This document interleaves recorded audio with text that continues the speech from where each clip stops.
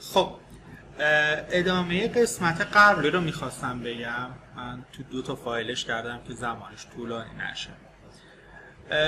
بعد از اینکه ما ثبت درخواست رو زدیم و مراحل اولیه رو پر کردیم، کد ملی و یک کد رهگیری که کد ملی از خودمونه و کد رهگیری در اختیارمون قرار میگیره.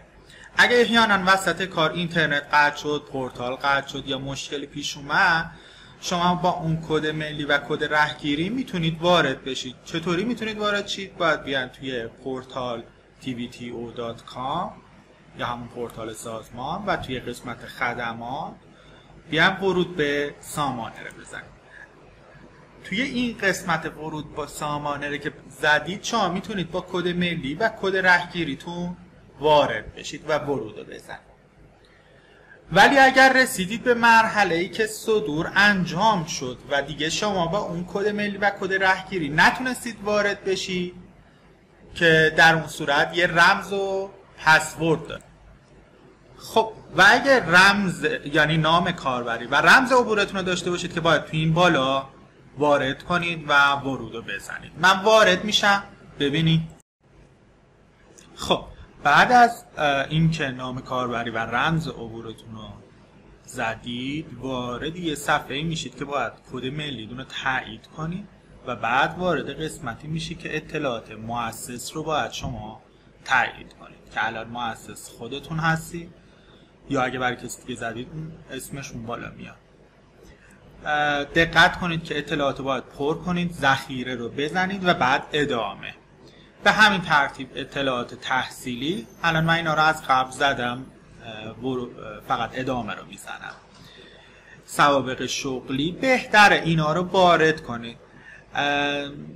بعضی وقتا اطلاعات رو نمیزنید، اتفاقی که میفته بعدن تو رتبه بندی آموزشگاه رتبتون کم میشه. پس کامل اطلاعاتتون رو وارد کنید و حتما عکستون رو وارد کنید تا عکس اون بالا قرار بگیرید. اگه عکستون رو نزنید بعدن تایید نمیشید.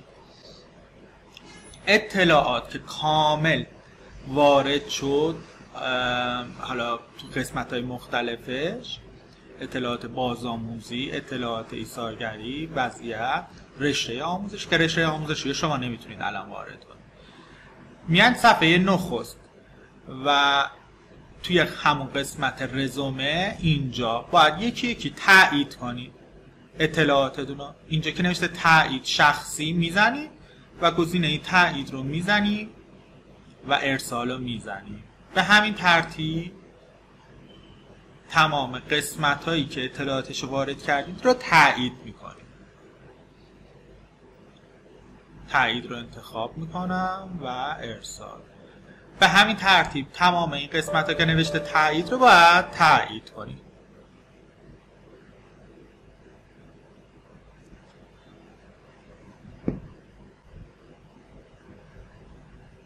بازآموزی،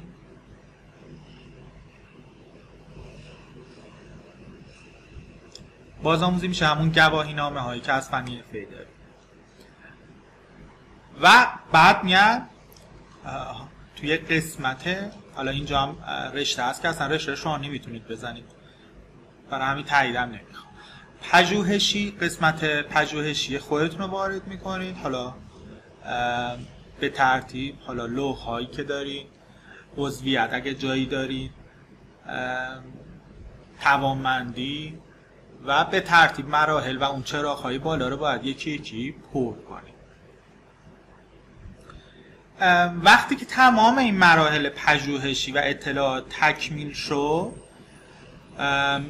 اینجاست که کارشناس اداره باید شما اطلاعات شما را تایید کنه و بعد از این شما باید یک مدیر و یک مربی توی پورتالتون ثبت کنید که مدیر و مربی ها من توی فایل جداگانه ثبتشو آموزش میدم.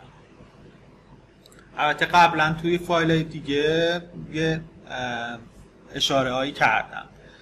من اینو تا آخرش ادامه میدم و خارج میشه.